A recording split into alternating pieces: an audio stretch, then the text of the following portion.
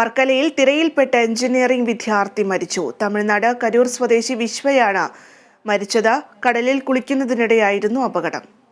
കോളേജിൽ നിന്നുള്ള 30-അംഗ സംഘത്തിനൊപ്പമാണ് വിശ്വ തിരുവമ്പാടി തീരത്തെത്തിയത്. കുളിക്കാൻ ഇറങ്ങരുതെന്ന ലൈഫ് ഗാർഡിന്റെ നിർദ്ദേശം അവഗണിച്ചായിരുന്നു വിദ്യാർത്ഥി സംഘം കടലിൽ കുളിക്കാനിറങ്ങിയത്.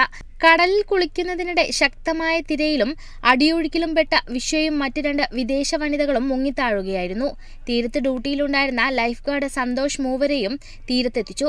വിശ്വയുടെ ആരോഗ്യനില മോശമായതിനെ തുടർന്ന് ലൈഫ് ഗാർഡും നാട്ടുകാരും ആംബുലൻസിനായി വിളിച്ചെങ്കിലും ലഭിച്ചില്ല. തുടർന്ന് ലൈഫ് ഗാർഡ് ഒരു ബൈക്ക് സംഘടിപ്പിച്ച് അതിൽ താലൂക്ക് ആശുപത്രിയിൽ എത്തിച്ചെങ്കിലും ജീവൻ രക്ഷിക്കാനായില്ല.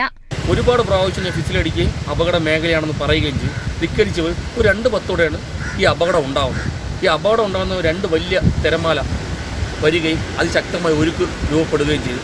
അതിൽ നിന്ന് 2 ഗസ്റ്റുകളെ ഒഴുക്കെടുക്കുകയും അതേപോലെ തന്നെ ഈ പയ്യനെ ഇതിൽ കൂടെ ഉണ്ടായിരുന്ന ഒരു പയ്യനെ ഒഴുക്കെടുക്കുകയും ചെയ്തു. ആ 2 ഗസ്റ്റിനെ രക്ഷപ്പെടുന്ന നടത്തുകയും ചെയ്തു.